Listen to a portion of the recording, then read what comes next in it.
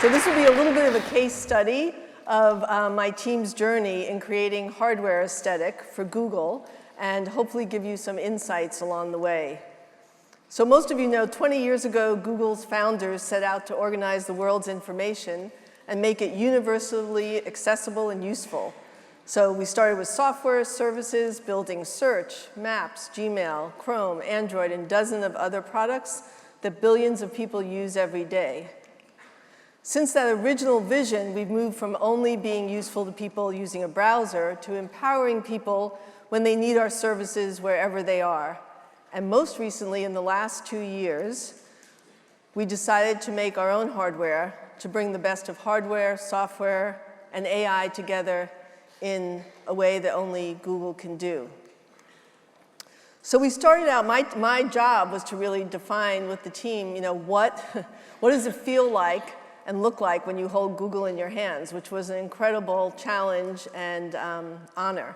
So we started by looking to define our personality to translate that to physical objects. What does Google mean beyond the verb? What does it mean to be googly? Apparently, we actually created our own definition back in the day because there was none. And we looked for clues in our copywriting and at our campus that looked like this. We're like, no, that's not going to work as an inspiration for our products. And our software, which is colorful and looks like this. We're also unconventional and fun. For example, what other brand changes its logo every day?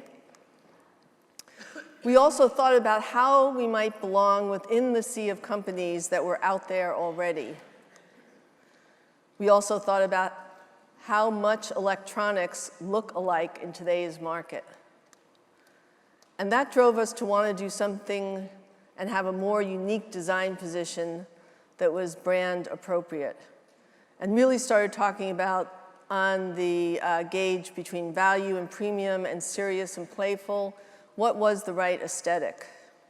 So we organized a cross-functional effort to talk and debate all of these questions and explore all of these possibilities. And after weeks of back and forth, playing with many variations, we ended up with this statement as our internal rallying cry. It may sound simple, but every single word was debated. Should it be better electronics, better consumer hardware?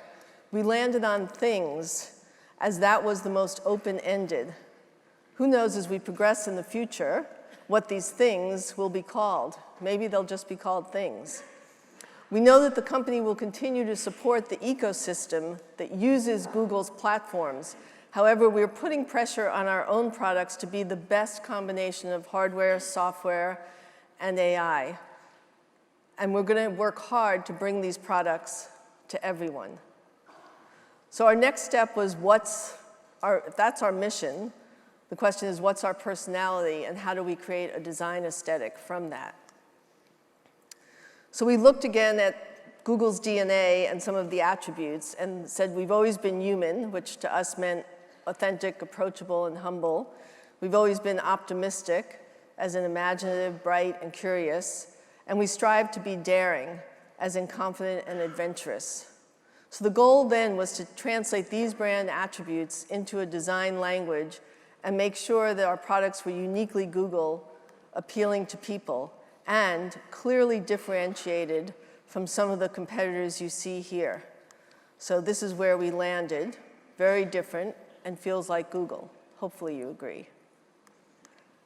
And so approximately 1 year ago in October 2017, we launched our first cohesive hardware product line that was shaped by the design principles that we created, which established our presence in the market with our own Google-branded hardware. A lineup of products that you feel belong together, including phones, laptops, products for the home, and wearables. And we know that everyone has their personal preference when it comes to color, so we made sure that there will be something for everyone. So next, I'd like to share with you how we delivered on our design language. First, human, which implies approachable, honest, and humble. So for us, that meant simple, pure geometry, along with materials that are unique to consumer electronics, but designed to fit into your home and into your life, and hiding the technology and the interface until you need to communicate functionally. The next pillar was optimistic, so we added a lot of surprise in our colors and details. And our third, daring, we really challenged the status quo from designing a headset covered in fabric as opposed to black plastic, to reimagining the color, materials, and finish on a smartphone, or reinventing the way a speaker is able to go horizontal or vertical. Instead of the little feet you usually have to have on a speaker, we came up with this silicon disc that you just slap on whichever side you want the speaker to sit on. We also created some design principles in the process, such as using more than one material so that the products have a tactile feel, visually emphasized by this graphic break. I feel we're craving tactility now. We're on a lot of screens, and I think when we're off them, we really want the sensation of feeling. So we created this design language where we try to marry either two different textures or two different materials in all of our product. We use this in part as a visual clue for our user on most of our products. We added the surprise of pop colors where it made sense. And we used soft materials in unexpected places. So all of the materials had to be custom made in order to meet both our performance and our aesthetics. We found fabrics that would be good for sound or light coming through, but they didn't look good. And so having to have our own manufactured based on both performance and aesthetics. And every moment has been deeply considered, every detail. So the colors, we really wanted to own color as Google, but the colors were chosen thinking about where the product may end up being used in the home or how it fits into your life, but always being consistent with forms and details, even in our fabric cases. So our efforts have been recognized by the industry with over 45 design awards since our launch last year, with the press acknowledging us as well. Though I must say, this headline, and I'm going to zoom in, is my favorite. I remember when that headline came out, it was like the nerds and the not nerds just cheered. It was like this coming together of everyone and feeling proud. So consumers are noticing too, which of course is the most important audience for us to make happy. And just last month, we received the honor of being named Design Company of the Year by Fast Company magazine.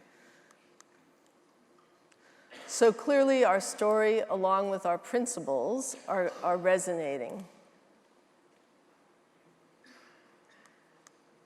So last April, we exhibited at the Milan Design Fair, sharing our point of view with close to 300,000 visitors from all over the world. We created an exhibition in collaboration with Lee Edelcourt, who's one of the world's most celebrated trend forecasters. And interestingly enough, 22 years ago, she created a series of photos on the future of technology and humanity and called it Software, W-E-A-R. And it showed how technology, her prediction would be how it would make its way into our home environments and allow us to work at home more, marrying hard and soft, man and machine. And when she saw the Google hardware product pre-launch, because I had her up to our place, she was amazed to see how our aesthetic and approach delivered on what she had envisioned for our current times 22 years ago. So what we did is we sent her our products, and she photographed them in the same Paris apartment 22 years later, delivering on both her prediction and on our vision about how man and machine can live together in the home, somewhat softening the lines between work and leisure. And I think that's going to happen more and more. I mean, the prediction is, what, by 2020, 38% of folks who are going to be working in their homes or not in traditional offices. So we had 2 audiovisual presentations running side by side when you entered the exhibition that compared the images from 22 years ago with the current ones. And just for fun, we sent our actual hardware to a Dutch designer, Kiki van Eyck, who did these miniature collages depicting the hardware, actually using some of the fabric that we use in the pieces. She has this technique where she photographs them, the little collages, enlarges it, and then has them woven on big jacquard machines. And jacquard machines were actually the first form of computer. And these unique tapestry technique makes the hardware almost look 3D, inviting people visually to touch. The rest of the experience was a series of still lifes made from domestic interiors, which brought to life our vision on how these human-centered products could be harmonized into the environment seamlessly. I mean, we really designed these products to blend in and not stand out. I think, when technology first comes out, it comes out screaming a bit, big and black and beating its chest, and then over time, as we adopt it, it needs to seamlessly blend in to our interiors or on us as we live with it more. So the exhibit was a success. The press felt that the tech giant, I guess that's what they called us, showed up surprisingly human in an intimate and beautiful way, which was great. And so sometime last year, we started to chart out what parts of our design principle was really our soul that would never change, and where would we give ourselves permission to evolve over time. And so we started working on this year's launch products. The first one being to create new form factors for the home, in this case, a display. And we wanted to be very mindful, knowing that people take a lot of care in decorating their homes. So we asked ourselves, how far on the spectrum should we position ourselves, from function to pure decoration? And we considered various screen sizes, orientations, speaker volumes, searching for the right form factor. And we ended up finding out that floating and lifting the display and reseating the speaker behind with enough room for the sound to come through produced this visual lightness. And the 7-inch display speaker size was chosen for the maximum versatility and placement around the home. And the result is a unique light product that fits in with the rest of the product family, as well as into your home, because the screen brightness adjusts based on your home's lighting conditions. When it came to our new Pixel 3 phone, a challenge for us was to continue to evolve our products and design language while maintaining what now defines Google design, having only been in the market for a year.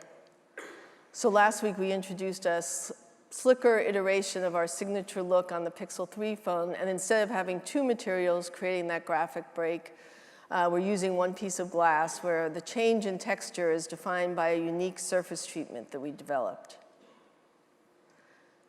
And of course, we continue to own color. Color has always been in Google's DNA, as I mentioned earlier, and it's not about replicating the colors of our logo into our product, nor locking into a fixed color palette year to year. But what we really want to do is take a colorful approach and surprise and delight the user in the appropriate products each year. So when we create these color palettes, we consider desirability, viability, and feasibility.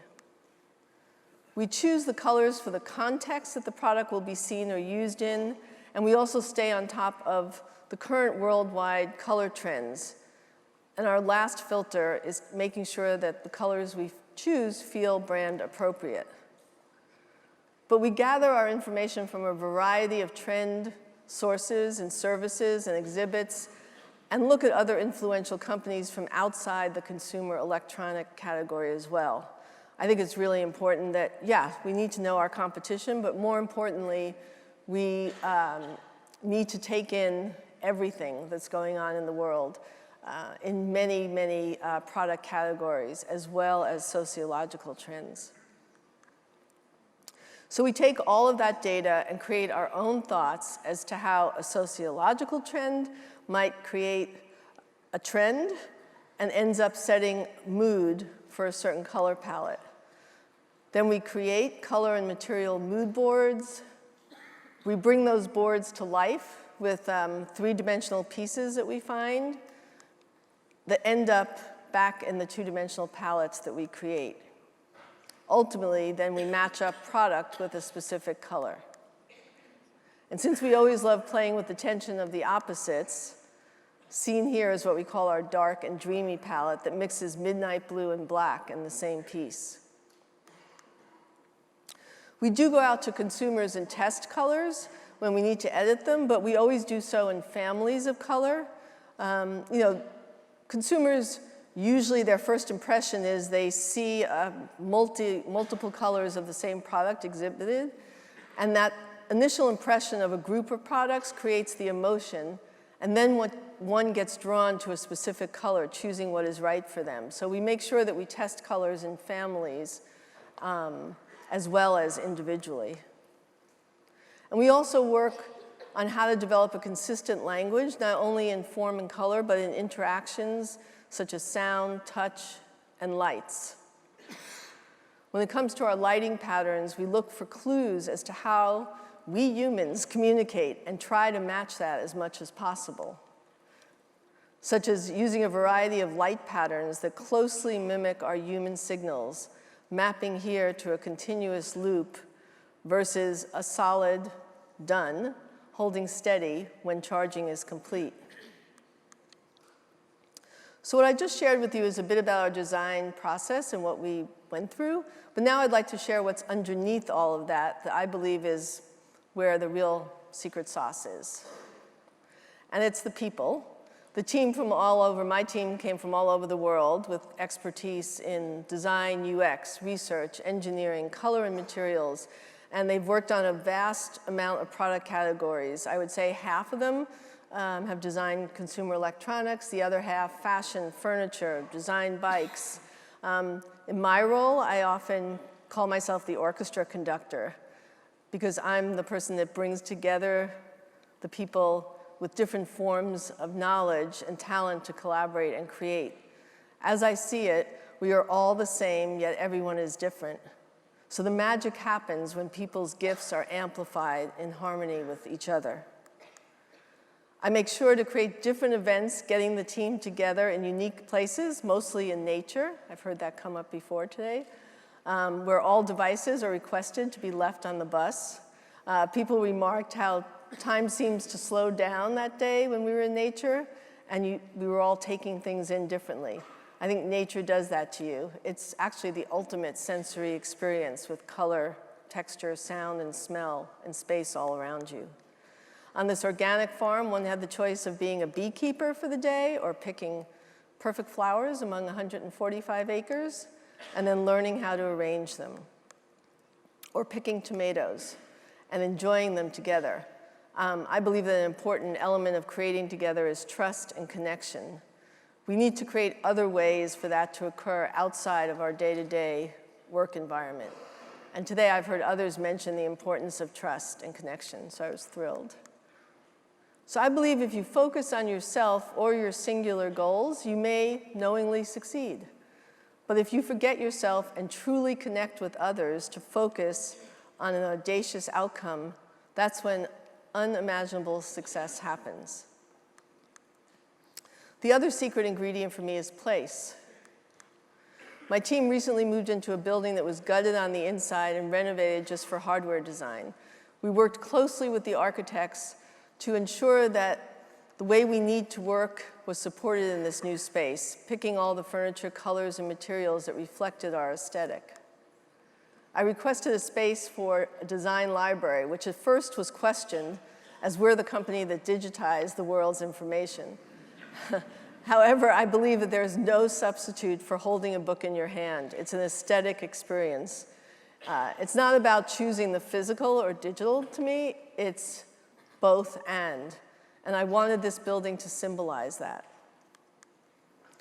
We're grateful that the company let us work with the architects to design a space for us that supports the variety of functions under design the way we need to, which is definitely different than the way software engineers like to work. It's been a really interesting journey coming into a company, a large company that was used to making other kinds of products and finding our way and earning the respect that we have at the company now as designers. Now, up to our materials lab. Our materials lab, you can see we have a rotating exhibit of things that have been found from all over the world that are inspiring to us for one reason or another. We catalog all those inspiring materials that we find, both physically as well as digitally, on our new Material Library web app. That catalogs both materials and processes. So as a team, another thing that I believe is our secret sauce is we use both data and our intuition. On the surface, these two sources of information or intelligence seem contradictory. Data is really about facts and statistics collected together for reference or analysis, and intuition is the ability to understand something immediately without the need for conscious reasoning. Of the two, data has become the dominant or default driver of decisions, and on the surface, it seems to be the safe and sure path. However, while valuable, data has become so big that it can dominate our thinking and feeling. All the while, we have another form of intelligence instantly and readily available, our intuition. What we need to remember is actually that intuition is our first instinct and another form of data. Some scientists are actually now saying that data may be the highest form of intelligence. The intuition, sorry, may be the highest form of intelligence. Oh boy, that was a Freudian slip. My conscious brain wants to invert that, right? But your intuition often knows what your conscious mind does not. So our intuition is actually information that we were born with and have amassed over a lifetime in both active and passive ways. So you could actually say that there's more data in the unconscious. Its power lies in the brain's ability to access this information and connect the dots, assembling and reassembling them over and over again. And the amazing thing about intuition is that it can be thought of as a muscle. Every time we use it and trust it, it becomes stronger. And that brings me to design feeling versus design thinking. Human-centered design is not about designing for what people say or think they want. It's about designing for what people need. And designing for what people need is why we cannot rely solely on interviews and survey data from research. The type of information only scratches the surface because we can only get out of people what they're able to articulate based on what they already know, as opposed to what we as designers might be able to imagine as combined with what our intuition tells us. This is why when designing for a future that does not yet exist, we need to gain a deeper understanding of people, how they think and feel, to truly provide what they might need from technology in 5 to 10 years. Which brings me to design feeling. Beyond solving a problem or enabling a task, what's truly important is how a product leaves us feeling. So it becomes imperative that we understand the emotional load layered under the cognitive load that reveals the deeper dynamics and truths behind things.